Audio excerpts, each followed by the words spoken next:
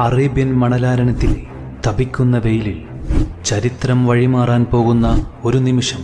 ഒരു വശത്ത് 1000-ഓളം വരുന്ന ആയുധധാരികളായ ഖുറൈശി സൈന്യം, മറുവശത്ത് വെറും 313 പേർ. കയ്യിൽ മതിയായ വാളുകളില്ല, പടച്ചട്ടകളില്ല. പക്ഷേ അവരുടെ കണ്ണുകളിൽ ഒരു ലക്ഷ്യമുണ്ടായിരുന്നു. ഈ 313 പേർ പരാജയപ്പെട്ടാൽ ഒരു പക്ഷേ ഇന്ന് ഈ ലോകത്ത് ഇസ്ലാം ഉണ്ടാകുമായിരുന്നു. നമുക്ക് നോക്കാം.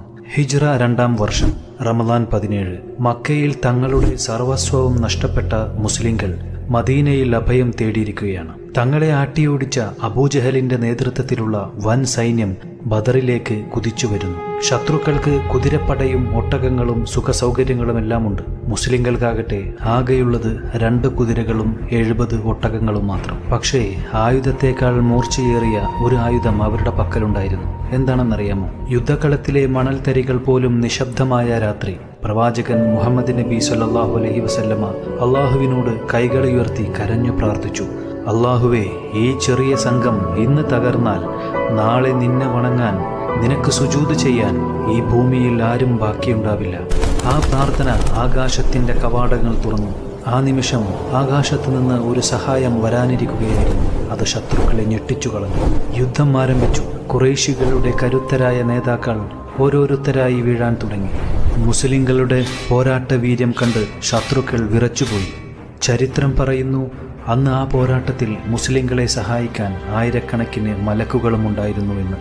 അബൂജഹലിന്റെ അഹങ്കാരത്തിന് ആ മണ്ണിൽ അന്ത്യം കുറിക്കപ്പെടാൻ ഇനി നിമിഷങ്ങൾ മാത്രം. അവസാനം അബൂജഹലും മറ്റു പ്രമുഖരും കൊല്ലപ്പെട്ടു. വലിയ സൈന്യം ചിതറിയോടി.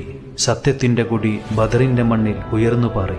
14 മുസ്ലിങ്ങൾ രക്തസാക്ഷികളായപ്പോൾ അഹങ്കാരവുമായി വന്ന ശത്രുപക്ഷം തകർന്നു തരിപ്പണമായി. പക്ഷേ ഈ വിജയത്തിന് ശേഷം പ്രവാചകൻ ചെയ്ത ഒരു കാര്യം ലോകത്തെ അതിശയിപ്പിച്ചു. അതെന്താണെന്നറിയാമോ? യുദ്ധത്തിൽ പിടിക്കപ്പെട്ട തടവുകാരോട് പ്രവാചകൻ കാണിച്ച കാരുണ്യം.